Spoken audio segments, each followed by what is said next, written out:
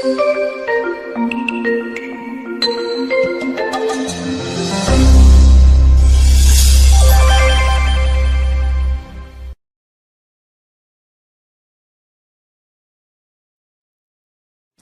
to enjoy every day.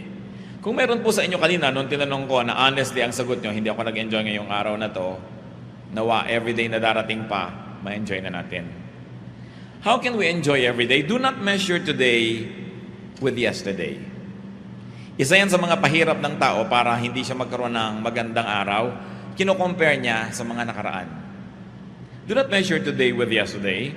Do not set your previous experiences as standards. No 2 days are alike. Para pong yung mga Israelites, minimithi nila na makalaya mula sa Ehipto dahil sila yung mga alipin doon. At nung pinalaya ng Panginoong Diyos at patungo sa Promised Land, nagreklamo na ng nagreklamo dahil kinumpare nila yung kinakain nila sa disyerto sa kinakain nila dati sa Egypt. Numbers 11:18, if only we had meat to eat, we were better off in Egypt. Dahil ang lagi nilang ginagawa, kino-compare nila yung kinakain nila ngayon sa kinakain nila dati, yung karanasan nila ngayon sa kinakain at karanasan nila noon, hindi na nila nakita na bulag na sila sa mga pagpapala na nandito naman ngayon pero wala noon. At madalas po ganyan ang tao. Pag gusto niya magdrama, maawa sa sarili, magreklamo at palungkotin ang sarili, ang hinahanap yung magaganda nung nakaraan, ayaw tingnan yung maganda ngayon, at laging akala mo, the good old days, those were the days. Parang akala mo laging maganda yung nakaraan. So be open for new things. Be open for new angles, be open for new ways of life and looking at things. Sapagkat ang mga bagong alak daw, inilalagay sa bagong lalagyan. So ang mga bagong kasiyahan, dapat may ibang packaging. Ang ibang mga bagong bagay, hindi darating sa mga lumang anyo. Kahit sa espiritu, bago ang espiritu mo, bago dapat ang templo ng espiritu, pati ang puso. Luke 5:37, and no one pours new wine into old wineskins. If he does, the new wine will burst the skins, and the wine will run out, and the wineskins will be ruined. No, new wine must be poured into new wineskins. And if you might stretch the application of this reality in our daily life, new experiences must be perceived from new perspectives. New beautiful things must be seen through new frames. Hindi dapat lagi tayong alipin ng nakaraan. Hindi dapat lagi yung kino-compare, buti pa nung daddy, ganitong ugali mo, ngayon ganito ka na. Buti pa nung maliit ka pa yung anak ko, lagi niya akong niyayakap, ngayon malaki na siya, hindi na niya ako niyayakap. Pero nalimutan mo na hindi mo na rin siya pinapaliguan, hindi mo na siya inaalagaan ng sobra. Parang lagi na lang kinokonsentrate natin yung nawala na gusto natin. Hindi natin tinitingnan yung dumating na bago na dating wala doon sa gusto natin. Another way to enjoy every day is do not attempt at repeats. Yung naghahanap ng repeat, kadalasan yan nabibigo. Yung lang mga anniversary, this is an attempt at repeat. Gusto mo yung nangyari last anniversary, mangyari uli ngayon. Yung nangyari nung huling pista, mangyari rin sa pistang ito. Yung nangyari nung huling birthday mo, mangyari rin sa birthday na ito. Nakakahon ang isip ng tao. Hindi niya tuloy nakikita yung mga bago na dapat niyang ikatuwa. Lamentations 3:23, they are new every morning. Great is your faithfulness. So, ang pinag-uusapan yung faithfulness ng Diyos. Maliban na lang na hindi totoo ang Biblia, therefore the faithfulness of God is new every morning. And because it is new, it must be welcomed. It must be perceived, received with celebration. Each new experience is new. Walang repeat. Napakahirap po sa lahat ng gusto nyo repeat. Halimbawa, nanalo tayo sa dance contest last year, kailangan manalo rin tayo ngayon. Repeat. Yung basketball team natin, nanalo nung isang liga, dapat manalo rin ngayon. Repeat. Ganito ang itsura mo nung last party, so ginagaya mo na, lagi repeat. Meron nga po ako isang babaeng nabati noon sa church. Ang tagal-tagal na. Yung buhok niya parang napakalakas yata ng hangin na nagpunta lang sa isang tabi. One-sided yata ang tawag doon. Sabi ko, sister, ang ganda ng buhok mo. Alam niyo po, 6 na buwan, hindi niya pinalitan, nakaganon lagi yung buhok niya. So, pero hindi ko na pwedeng ulitin yung puri ko, no? Na araw-araw, ang ganda ng buhok mo, nakikita ko, dahil hindi na bago. When people try to always be what was, you actually ruin your chances of being happier. Kaya sabi ng Panginoon sa Luke 5:36, He told them this parable, no one tears a patch with a new garment and sews it on an old one. If he does, he will have torn the new garment, and the patch for the new one will not match the old. Siyempre, mayroong ibang original spiritual context yan. Yung spirituality talagang pinag-uusapan. Pero ang sinasabi lang ng Panginoon, hindi magka-match yung dati at yung ngayon. Huwag niyong piliting pag-matchin yan. Ang tao nagbabago. Yung pinakasalan nyo 10 years ago, ibang tao na yun ngayon. Alam nga naman na ang dami na niyang naranasang ginawa't init, gutom at pagkabusog, natutunan, ang dami na niyang kabiguan at mga tagumpay. The same pa rin siya as 10 years ago. That's impossible. Alam niyo, ang mga tao who fall out of love, yung mga tao na hindi nakaka-cope sa nagiging ugali, nangyayari sa kanyang asawa, yun na naghihiwalay eh. Kasi, mabuti pa nung nililigawan mo ako, no? Lagi kang may dalang bulaklak, no? Sasabihin naman siguro nung asawa mo, hindi lang masabi sa'yo, wala ka pa kasing varicose veins nun. Ang hinahanap mo lang yung dati ako, ikaw yung dati ka, nasa na? Diba? Laging nung araw, no? Itsura mo nga ngayon, tsaka nung araw, compare mo, so, nagbago ka rin. Nagbabago ang lahat. Yung hindi tumatanggap ng mga pagbabago, yun ang hindi nagkakatagalan. Ipinapako mo siya sa ganon. Ipinapako mo sa ganon. So, bago-bago yan. A new attitude, a new heart, a new vision will definitely see new blessings. Pag bawat araw dumating, wala kayong nakitang blessing, kasalanan nyo yon, di nyo tiningnan. Kasi ang sabi, they are new every morning. Meron. You want to have an enjoyable day, always look for the good. You will succeed looking for the good. But let me tell you, if you look for the bad, you will also succeed. Because in everybody, there's the good and the bad. In every situation, there's the good and the bad. There's always the pro and the con. There's always the advantage and the disadvantage. It depends on where you look. So do not always look for the bad. Do not always look for something or someone to complain about. Naranasan ko na po na magbakasyon minsan sa Europa. Sumakay ako sa isang malaking barko, mula Sweden going to Finland. Sumasakay pa lang ako, nadidinig ko na yung bunganga ng isang babaeng may edad, may kasama siyang asawa niyang, kasing edad din niya, pobreng lalaki na kinailangan magkaroon ng asawang ganito.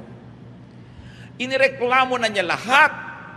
Yung incline noong daan patungo sa barko, yung taas ng hawakan, yung galaw ng tubig, yung lahat.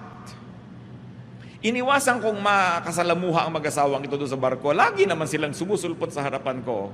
And this woman was forever calling the attention of her husband to something wrong. Do you think the man was having fun? No. And do you think the woman was having fun? No. Both of them spent so much money only to look for the bad and the ugly in Europe. In the States, this is not happening. Ba't ka pa lumayas-layas sa States? Diba? Gusto mo sabihin, wala sa States niyan. No? Dapat tinitingnan mo kung ano yung meron yun na enjoyin mo. Look for the good. James 5:9, don't grumble. Huwag puro rin tampo, galit, arte. Kasi sayang ang oras. Namamasyal kayo ng mahal mo sa buhay sa isang mall, nagtatampo ka ng 2 oras, anong 3rd hour, uuwi na kayo, sayang yung 2 hours. Babalik pa ba yung 2 hours na yon? Hindi na. Yung magtampo ng 1 week, 1 month, sayang ang panahon. Alam niyo yung mga tampurista na lagi kasi naman gusto lang yan, mapansin, masuyo, humanap kayo ng ibang paraan para kayo sumaya. Kasi hindi naman lahat ng tao natutuwang manuyo. At paano kung hindi kayo nasuyo? Napakahirap niyan. Minsan inaaway mo yung asawa mo, away ka ng away. Sa sobrang kaaaway mo, ikaw na ngayon yung masama. Ang ending, ikaw ang nagsosorry. Para ka rin nagtago na walang naghanap sa'yo, lalabas ka rin naman dahil ang hirap-hirap magtago nang walang naghahanap. Diba? At napakahirap niyang nagtatampong walang nanunuyo. So learn. Kung kayo po ay married, ang asawa niyo hindi pala suyo, ibig sabihin, palitan niyo ang gimmick niyo. Humanap kayo ng ibang trip sa buhay dahil maiinis lang kayo lalo. And you will spoil many days, many weeks, many months in your life which could have been invested in happiness. If you want to be happy, ready for surprises. Be ready for variations. Meron pa akong kilalang babae, sinurprise ng asawa niya. Ano sila? Yung nagsisika pa lang, nagsisimulang mag-asawa. Umuupa pa lang ng bahay, wala pang kagamit-gamit. Alam niyo po ba na itong pobreng lalaki ay sinikap na mag-uwi ng refrigerator na malaki habang namamalengke yung asawa dahil wala silang ref. Sinikap niyang i-timing lahat yon para maging surprise. Yung talagang surprise. Kasapakat pa niya pati tricycle driver para huwag iuwi agad ang asawa niya at gumawa ng delay kung sakaling hindi pa tapos ang delivery. Nakita niyo na yung pagsisikap ng lalaki. Pagdating ng bahay, tadan! Alam niyo sabi ng babae, bibili ka lang pala ng rep, di ka nagtanong, ayoko ng kulay na yan. Kung kayo yung lalaki, ano gagawin niyo? Either i-freeze niyo siya o ihahataw niyo sa kanya yung buong ref. Alam niyo, hindi lang yun ang nangyari. Ibibili siya ng mga damit, biglang, naku, hindi ganyan ang gusto kong cut. Laging may reklamo. Alam niyo ngayon, hindi na siya ibinibili. In fact, hindi na siya inuuwi. Totoo yun. Nagsawa na. Mano ba namang masurpresa ka? Hindi kasi yun ang iyong inaasahan. You know, do not spoil something unexpected. Hindi yun ang inaasahan mo, hindi na yun ang dapat mong ipagbunyi. Meron pa pong isang tao nagregalo ng isang gadget sa isang kaibigan. Ine-expect niya talagang surprise, matutuwa. Ang nabasa sa mukha nung binuksan ng regalo, disappointment. Kasi iba ang ine-expect niya.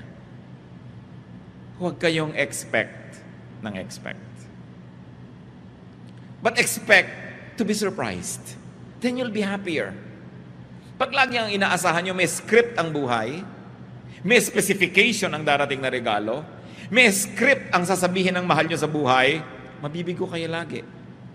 Kung minsan may nag-aaway, hindi naman balak talaga mag-aaway. May sinasabi ka lang, para mapasabi mo lang siya ng gusto mong marinig. Hindi yun ang narinig mo. Nagalit ka na ng totoo, nag-away-away na kayo. Don't always box in yourself. And don't put everything in a box. Be ready to be surprised. Habang nag-uusap po tayong ganito mga kapatid, isip-isipin nyo na mga sarili nyo, gaano karaming beses na ang nagmamahal sa inyo, nalanta, nawala ng gana, nabigo, dahil hindi nyo in-appreciate yung surprise niya. We should be willing to be surprised. The weather is not the same every day. We should be willing to accept variants. Mga iba, pagkakaiba-iba ng mga bagay. Configurations are never the same. Sabi nga sa 1 Corinthians 15:39-41, all flesh is not the same. Men have one kind of flesh, animals another, birds another, and fish another. There are also heavenly bodies, and there are earthly bodies, but the splendor of the heavenly bodies is one kind, and the splendor of the earthly bodies is another. The sun is one kind of splendor, the moon another, and the stars another. And stars differ from stars in splendor. So yung mga tao, hindi kino-compare yan. Huwag mong hahanapin kay Juan, ang na kay Pedro, but enjoy ko ano yung na kay Juan, enjoy ko ano yung na kay Pedro. Hindi yung lagi mong pinagko-compare. Ganon din po ang mga araw. Each day is new. Each day is different. Each day is unique. It is impossible that there will be 2 days that are the same. Una, iba yung date, hindi na yun babalik. Iba yung posisyon ng araw, iba yung temperature, iba yung moisture, hindi yan pare-pareho. Kung lagi mo hahanapin yung gusto mo lang na klima, maraming mga araw, hindi ka mag-enjoy. So kung ano yung nandun, tanggapin. Make the most out of it. How else can you enjoy every day as worshipful activity, ha? Hindi yung nyo makasarili, narcissistic activity, but an activity that glorifies God. Because it is God who is the giver of every day. The only way to thank God is to enjoy that day. To learn from it, to be blessed by it. Be ready to enjoy physically, mentally, socially and emotionally, and be ready to enjoy spiritually. Now, you cannot always do that every day, not all of them. So, nag-iisip ka, may sakit ako ngayon, mabigat ang pakiramdam ko, magrereklamo ba ako sa Diyos? O mag-e-enjoy naman ako spiritually? Bibitawan ko lahat ng mga ginagawa ko, makikinig lang ako ng mga magagandang kanta, sisikapin kong magbasa ng kaya kong basahin kung pinapayagan ako ng mata ko na magbasa. Or I will enjoy socially. I will just be in the house and enjoy my housemates because I cannot go out to work. O may mga araw naman na very physical kayo, ganadong-ganado kayo, enjoy it. Hindi naman yung doon ka ngayon pipilit gumawa ng iba. Kasi araw-araw ang ating din pong chemistry iba eh. Iba-iba ang sitwasyon. So tinitingnan mo, what is this day for? Ecclesiastes 5:19. Moreover, when God gives any man wealth and possessions, and enables him to enjoy them, to accept his lot and be happy in his work, this is a gift of God. Sabi po ni Solomon, pag may ibinigay sa inyong Diyos na pagkain at binigyan pa niya ng gana, aba, samantalahin nyo yan. Kasi minsan may gana kayo, wala yung pagkain na gusto nyo. Minsan may pagkain, wala kayong gana. Pag nagkasabayan, enjoyin nyo. Ano man ang nandyan, kailangan yan na huwag papalampasin. Ngayon, mga tao ganyan din po mga kapatid. There are people that you can enjoy physically. Nakakapaglaro kayo, nakakapag-tennis kayo, you do things physically with them. Good. Pero huwag nyo na laging hanapan niya na magkakaroon din kayo ng mental enjoyment. Kasi hindi naman lahat ng katangian nasa isang tao. So may tao naman na pagkasama mo siya, talagang it's a mental game. It's nice. You get fulfilled. And there are people who are very socially nice to be around. They make you feel good. And there are people who make you enjoy spiritually. Bihirang nagsasama-sama lahat yan sa isang tao. Kaya ang tao na mag-e-enjoy ng buhay, marami ring mga karakter na tao sa kanyang buhay. At pinapayagan mo rin ang mahal mo sa buhay na maministera ng iba. Hindi ko may asawa ka na, kayo na lang ang tao sa mundo. May girlfriend ka, may boyfriend ka, kayo lang ang tao sa mundo. Because you cannot always deliver. Kung minsan iba yung kaligayahan ng asawa mo, pag mga kapatid niya ang kasama, so bakit mo pagkakaitan? Pag yung mga kaeskwela niya nung high school, meron naman siyang ibang klaseng fulfillment, iba naman pagkakayo, so hindi ka dapat laging seloso. Liban na lang you're a superman or a superwoman who can give to your loved one everything that your loved one needs, you must permit them to be ministered to by others. So long as, if you're married, it doesn't endanger your relationship. Yan lang naman ang pag-iingatan na yung inyong pagiging tapat bilang mag-asawa ay malagay sa panganib. And in that case, magtiyaga kayo sa isa't isa. Dahil mag-asawa kayo Pero, why don't you grow? Halimbawa, yung asawa mo, ang hilig-hilig manood ng basketball, 20 taon na kayong mag-asawa, hindi ka makaupo sa isang buong game at pag-aralan yon. Sasabihin pa ng babae, ano ba yan, agawan na agawan sa bola? Bakit hindi nalang bigyan ng tigis ang bola ang dalawang team? Para matahimik sila. Hindi walang laro. Pag-aaralan mo ngayon to be the enjoyable partner, lalo kung may asawa ka. Duty mo yun, kapatid. Hindi mo sasabihin, ganito na ako lang napangasawa mo ko, sa pasensya ka. Alam nga namang mag-stick na lang siya sa'yo dahil wala siyang choice. Kulang naman yung enjoyment ng marriage nyo. So you also begin to change your ways. You also do not set yourself in stone or you do not set yourself in wet cement and quick dry cement kasi kailangan nagbabago ka rin. Kasi pag nag-e-enjoy ang asawa mo, nag-e-enjoy ka rin. Pero pag siya hindi nag-e-enjoy, madadamay ka rin dyan kahit ano pang sabihin mo. So meron tayong pananagutan sa isa't isa. Alam niya kaya kung minsan tayo hindi dapat nakikipag-away. Halimbawa, hindi mo kailangan ng isang tao. Mabubuhay ka nang wala siya. Pero naisip ba natin na paano naman siya, kailangan naman niya ako? It's a ministry. Kaya lalo't kung may asawa kayong matalino, sa tingin nyo matalino, maghabol kayo kahit paano. Mag-aral-aral kayo, magbasa-basa. Alamin nyo yung mga interest niya para nakakapag-tennis naman ang utak nyo. Hindi magsaserve siya ng bola, hindi mo na maibalik. Magsaserve siya ng bola, hindi mo na maibalik. Kahit sa tennis, 3 balik, wala na. Game finished. Love set. Wala na. Game over. At may taong ganun, kahit anong sikap mo makipag-usap, hindi maibalik ang usapan. 3 lang ang alam niyang topic sa mundo. Yung medication niya, yung mga karamdaman niya, at yung reklamo niya sa kapitbahay. Every day, yun ang topic nyo. Sa palagay nyo, hindi kayo pagsasawaan.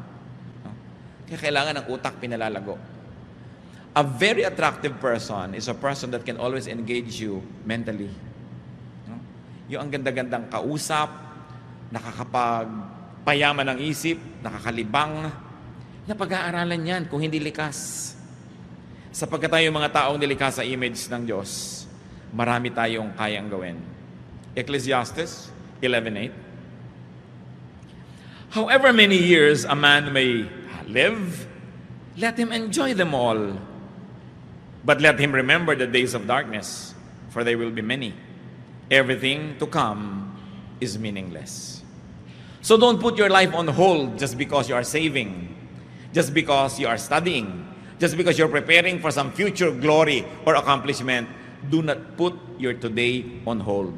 You must also learn how to live to the fullest. Although you are anticipating greater joys or greater fruitfulness in the future, but no day, no week, no month must be ignored because it's a gift and it will never return.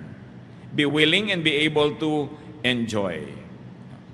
Napaka-importante po ang ganitong mga katotohanan. Ang simple-simple, bakit natin pinag-uusapan? Kasi yung maraming simple ang nalilimutan ng tao. Ang mga Kristiyano, alam na alam yung mga doktrina. Anong uri ng mga bautismo, kailan ba darating si Jesus at kung ano-ano pa. Pero yung mga pang-araw-araw na buhay, nalilimutan. If you want to enjoy your everyday, you must learn to forgive the unintentional spoiler. Kung kayo nagda-drive, may paparka na kayo, biglang may nauna, huwag kayo magalit sa kanya.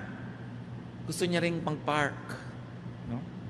Minsan nag-aabang ka ng bus, naunahan ka nung iba, huwag kayong magalit. Pare-pareho lang kayong gustong umuwi. No? Yung mga nagda-drive na nauunahan, naiiwan ka, pare-pareho lang kayong nagmamadali para makauwi na o makarating sa pupuntahan. Lagi na meron kang nakakaagaw, pero hindi ka niya kilala, hindi niya inisip nung umalis siya ng bahay, na aagawan ka niya ngayon ng silya o ng linya o whatever. People are sometimes after the same rainbow's end. It's part of life. Don't make it personal. John 13:6-8, no? An unintentional spoiler, si Peter. He came to Simon Peter, who said to him, "Lord, are you going to wash my feet?" Jesus replied, "Do you not realize now what I am doing, but later you will understand?" "No," said Peter, "you shall never wash my feet." Nakita niyo gustong hugasan ng Panginoon lahat yung paa ng mga disciples as a symbolic act. Pero si Peter, nagpapaka-righteous, ayaw niya magmukhang pinaglilingkuran siya ni Jesus, sabi, "Lord, no, I will never permit you to do that." He was spoiling a very beautiful example. Buti na lang, hindi nainis sa kanya si Lord. Nung minsan, sabi ni Lord, pupunta ako sa Jerusalem, mamamatay ako doon. Sabi ni Peter, "No, Lord, I will never allow this to happen to you." Anong sabi ni Lord? "Get behind me, Satan. You are not on the side of God, but of men." Why are we talking about these things, brothers and sisters? Because in whatever you do, there will be somebody who will say, "No, I will never let you do it." Meron laging haharang. Meron laging hahadlang sa inyo. Sinasadya man niya o hindi.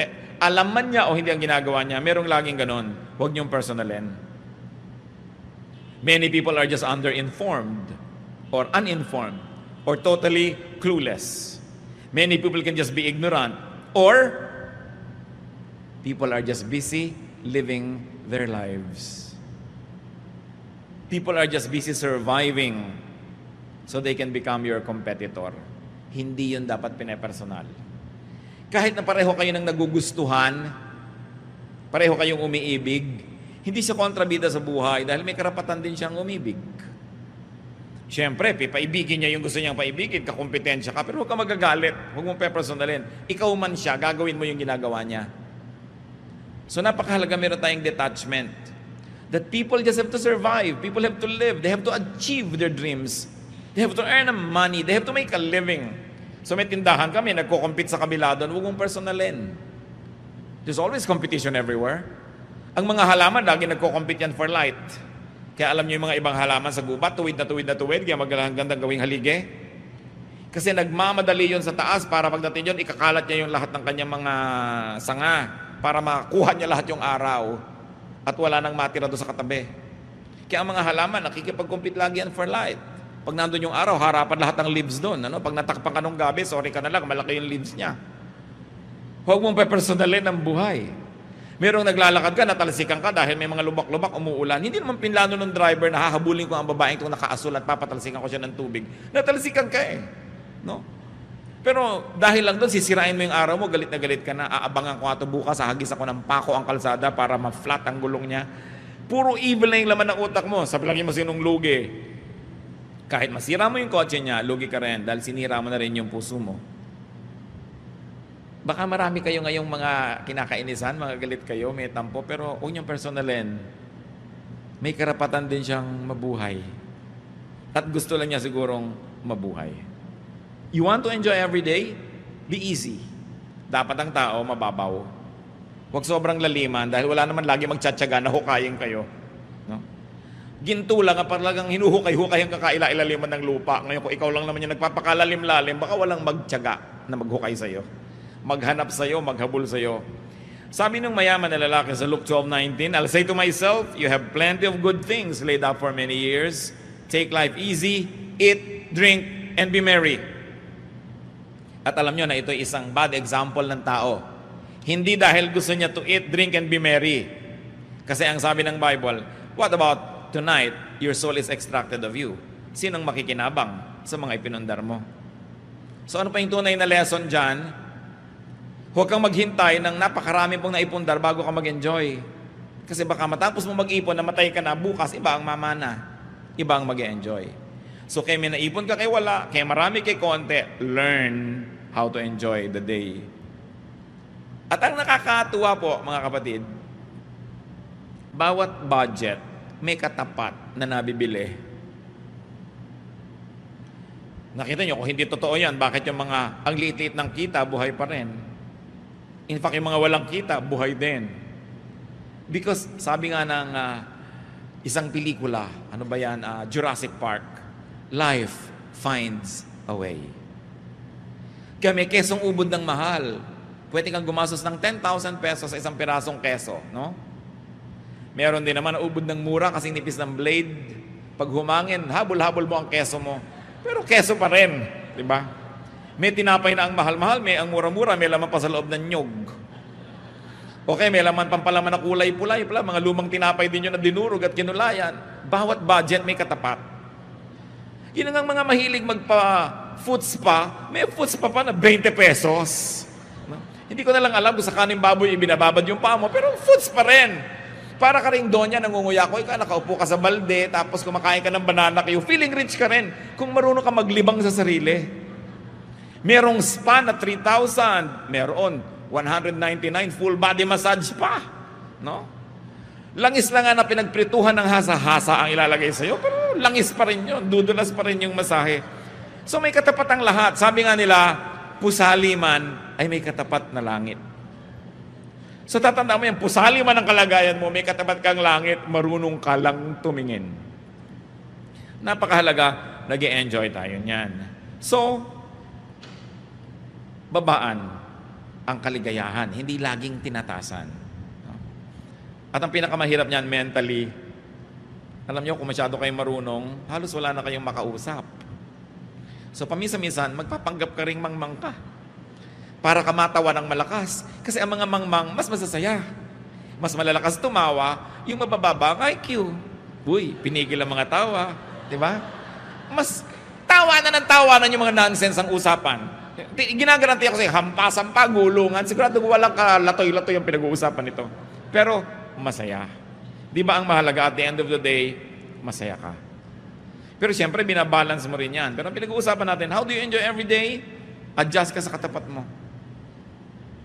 Hindi lagi kang maraming requirements. And be humorous. One thing that I appreciate about God, I don't know if you do, is God is very humorous. Ang dami niyang joke. Kung bukas ang mata mo. Natatandaan nyo yung mga disciples na sabi nung iba, pauwiin nyo na po ang mga tao, oras na ng pagkain, oras de peligro, mahal pa kanin niya mga yan. Sabi ni Lord, di pa kanin ninyo, Lord, napakalaking halaga para pakainin lahat. Pauwiin na lang. Di ba? Tapos, naghimala ang Panginoon. Yung kaprasong tinapay, konting isda dyan, dumami na pakain ng libu-libong tao. Nasaan ang joke?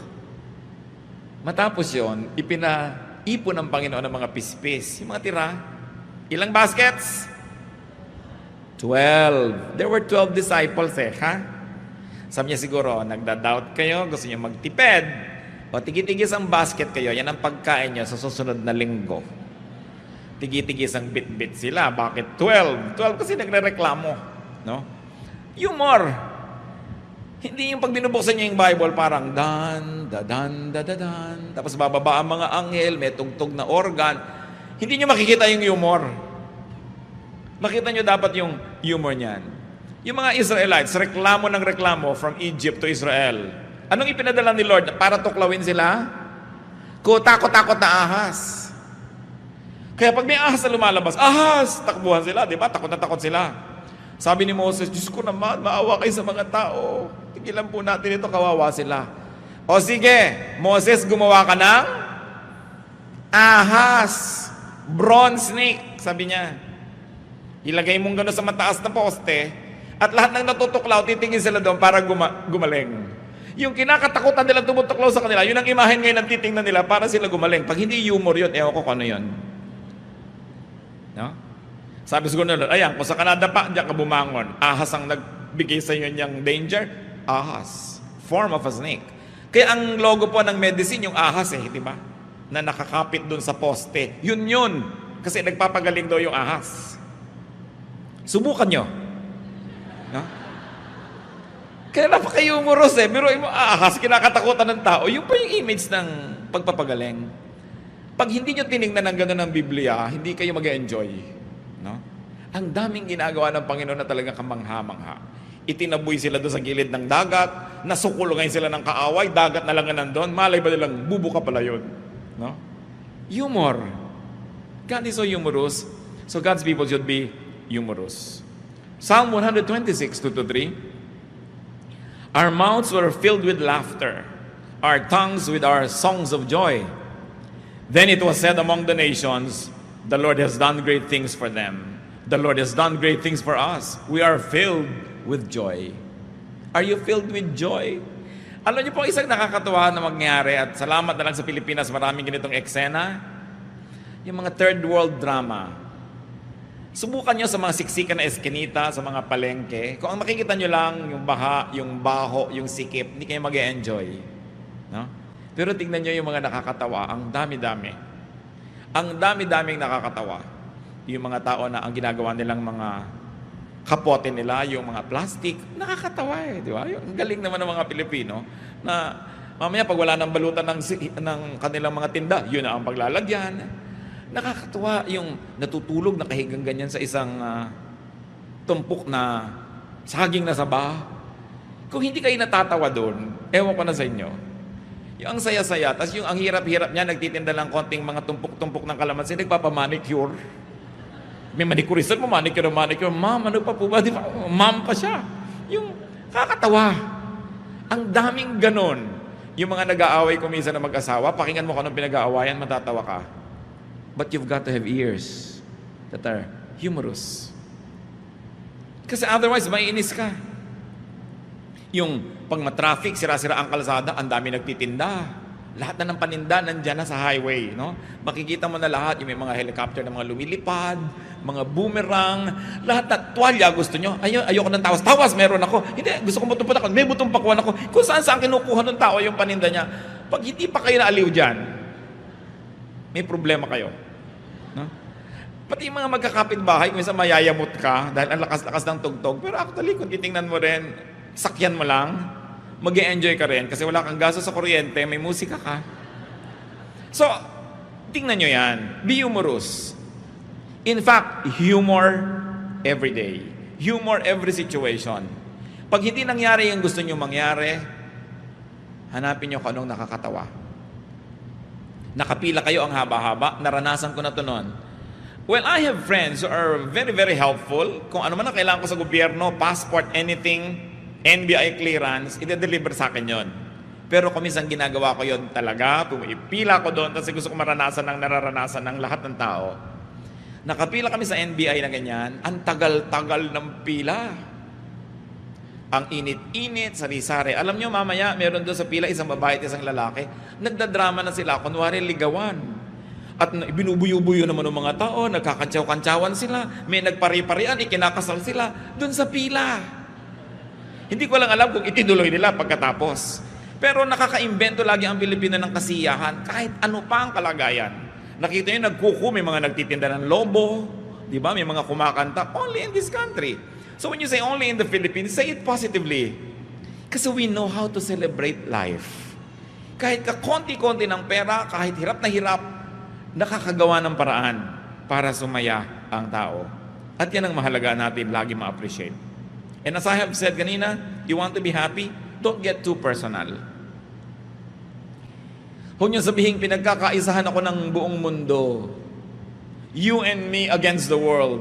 Hindi kayo ganun ka-importante para pagkakasayahan ng buong mundo, naguluhin kayo. Yung ang buong mundo, nagkaisa, nagsapakat para pahirapan kayo, hindi kayo ganun kahalaga para pansinin kayo ng buong mundo. So don't exaggerate. Huwag yung idrama na ang buong mundo, kinakawawa ako, pati ang Diyos, tinalikuran ako. You know, nakakapagod tumalikod kaya hindi ka tatalikuran ng Diyos. Sabihin, kinalimutan ako ng Diyos. Paano yun? Paano niya gagawin yun? Alam niya ang lahat. Ang hirap-hirap namang makalimutan ka niya. Sobrang effort ng Diyos para ka makalimutan. Dahil ang natural, maalala ka niya. So yung sasabihin, nakakalimutan ako ng Diyos. Pinagtatakloban ako ng langit at lupa. At salaga, idadamay ang lahat para ka lang maipit. Pagtatakloban ka ng langit at lupa. Yung ganyan mga madramang salita, nakaka-influensya ng attitude natin. Huwag niyong personalin, no? Dahil talagang panapanahon lang ang buhay at totoo yung swerte-swerte lang yan. Huwag kayong laging nagagalit sa nangyayari sa inyo na parang ipinlano ng lahat ng langit na ganun yun. Ecclesiastes 9:11, I have seen something else under the sun. The race is not to the swift or the battle to the strong, nor does food come to the wise or wealth to the brilliant or favor to the learned, but time and chance happen to them all. Maraming Christian allergic nyo sa salitang swerte, no? Alam nyo, ang bagong magandang balita, Tagalog version. Alam nyo pa na Tagalog diyang, but time and chance happen to them all? Sabi, talaga lang may dinarat na ng malas. Kung gusto nyo makita sa Biblia, nandun. Dahil yan talagang yan.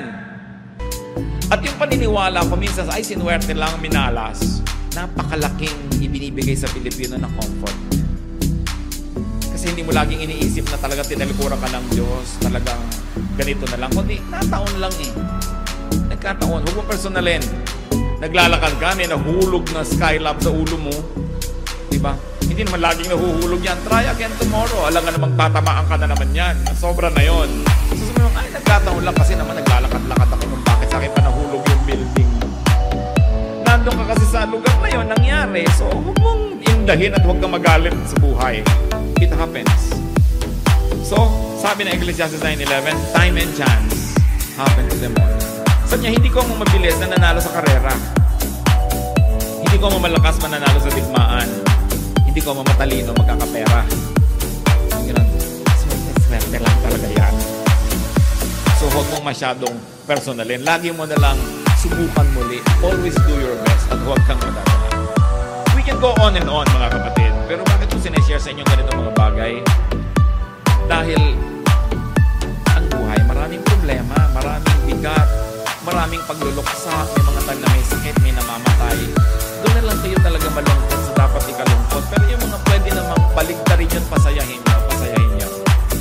I-reserve nyo na lang yung luha nyo sa talagang dapat iluha. At sinabi sa Biblia, marami naman yung araw na yan. Hindi kayo mauubusan sa isang lifetime. So please, huwag nyo nang palungkotin ang hindi naman talaga malungkot. Mag-a-outing kayo, nainis lang kayo nung umaga dahil nakalimutan yung karne at yung uling lang ang dala sa barbecue. Hindi kainin nyo ang uling. O mag-charcoal painting kayo. O mag-fasting kayo. Pero huwag yung sabihin, sira na ang araw ko, sinisira nyo dahil lang sa kapraso. Ina-exaggerate nyo. No? When there are rats in the ship, you kill the rats. Don't sink the ship. So sa relasyon nyo sa inyong asawa, mayroong mga konting problema, huwag nyo palakihin para lang magka-excuse kayo. palutasin nyo. Meron kayong mga konting problema, huwag nyo palakihin para lang kayong magalit sa buhay. Maliit lang yun. Paliitin nyo palalo at isipin nyo kung ano yung maganda. At the end of the day, it is not what happens in the day that makes it good or bad. It is your attitude. It is your attitude. The same heat that melts the wax hardens the clay. Maglagay kayo ng kandila sa isang oven, tunaw. Maglagay kayo ng palayok na basapat, ginagawa pa lang, titigas. Tumigas yung isa, natunaw yung isa. The same heat. So every day, depending on what you want to be, you have to decide if you're going to be wax or if you're going to be clay. Because the same heat will be there. It's your attitude. Ang nagpapasaya sa tao ay hindi ang nangyayari o ang hindi nangyayari. Kung paano niya ito tinatanggap. At kung paano niya ipinapamuhay. There is really very seldom any bad day. Usually there is just a bad attitude. So enjoy your day. Because when you enjoy your day, the day also enjoys you. And God enjoys you. And people enjoy you as well. So isa rin nating tungkulin sa ating kapwa na mag-enjoy. Because we cannot give what we do not have. When you make yourself happy, in fact, even if you have to exert an effort, you're actually preparing to minister to others so that you can make them happy too. But if you make yourself miserable, you will not be able to pass on happiness to others. You will only make them miserable as well. It's a matter of choice. So, babalik ako sa tanong ko kanina, have you enjoyed your day? Kung hindi nyo masyado yan na-enjoy, reviewin nyo agad kung anong attitude nyo ang hindi nagpa-enjoy. No? At may natatira pa sa maghapon na ito, hindi pa tapos. At may bukas pa uli. Pero meron pa akong gustong iwan na isang napakahalagang paalala, mga kapatid. Every day, each day, is all important. Huwag niyong babaliwalain na isang araw. Kasi kung walang araw na to, walang bukas. Subukan niyong mamatay ngayon, wala na kayo bukas, di ba? So hindi pwedeng ignorin ang day na to dahil kung dito kayo ngayon namatay, wala nang bukas eh. Kung dito kayo ngayon nagpasya na magiging malungkot sa buong buhay niyo, lulungkot ang lahat. Every day is a link. And no part of any link is unimportant. Pahalagaan niyo bawat araw. Tuwing gigising kayo, salamat Lord. Hindi yung naku, umaga na naman. Yung Lunes na naman. Huh? Trabaho na naman. Alisan mo naman ang trabaho, pila uli, apply. Salamat Lord, may trabaho. Pag dumarating yung amo nyo, salamat, ito yung boss ko. Diba? Salamat, may opportunity ako na magpalapad ng papel. Salamat, ito yung asawa ko, ito na naman yung asawa ko. Siguro naman, di ko na kailangang ulitin lahat, mga kapatid. Attitude lang yan. It's a matter of choice. Without today, tomorrow will not come. And most of the time, how you shape today defines the shape of tomorrow. So don't waste any single day. For all you know, it can be our last. So dapat binavalue yan. Diyos, salamat po sapagkat ang araw na to hindi pa tapos. Meron pa kami pwede ma-enjoy ng mga sandali. Pinagpapasalamat namin kung kami nagkaroon ng mga kasiyahan sa maghapon na ito. At kung kami nakapagdulot din ng kasiyahan sa iba, lalo na po sa inyo. Ituro niyo po sa amin, Lord, pahalagahan bawat araw. Lalo yung araw na kasama namin ang mga mahal namin sa buhay. It's a very, very precious time. Marami mag-asawa, hindi magkasama. So pag magkasama, mag-asawa, turuan niyo po, Panginoon, na talagang pahalagahan yon. Ang magkapatid, ang mga mag-ama, mag-ina, magkakaibigan. Hindi lahat ng araw may gana. Hindi lahat ng araw may kalusugan. Ituro niyo sa amin, Lord, to value every moment. Not to kill time, not to be bored, but to fill ourselves with excitement and with life and with fruitfulness. Magbulag-bulag tayo sandali, mga kapatid. Baka meron tayong crime against time, crime against the day, that we ignore it. na pinapayagan nating masira. Minsan tayo pa ang sumisira, tapos sisirain natin ang araw ng iba. You cannot kill time without harming eternity. Magbulay-bulay tayo. Lasapin natin ang kagandahan ng buhay. Humingi tayo sa Panginoon ng matang nakakakita ng magagandang bagay na dapat ipagpasalamat kung yan ang kulang sa atin. The same sun rises on everybody. Everybody has 24 hours every day. We breathe the same air. Pero bakit merong iba masaya, merong hindi? May masayang mahirap, may masayang mayaman. So wala sa kahirapan, wala sa kayamanan. May masayang lalaki, may masayang babae. So wala sa gender. May masayang single, may masayang may asawa, may miserabling single, may miserabling may asawa. So wala sa sitwasyon. It all boils down to attitude. Dear God, teach us to review our attitude. Ipakita mo sa amin, Lord, kung meron kaming masamang ugali, masamang pag-iisip na sumisira sa pananaw namin sa buhay. Lalo yung attitude ng inggit, attitude ng pananaghili, pagseselos, yabang. Linisin mo kami, Panginoon. At ang puso namin lagi maging handa na tumanggap ng mga bagong pagpapala araw-araw. Be with the Lord in some moments of silence, and may all be blessed.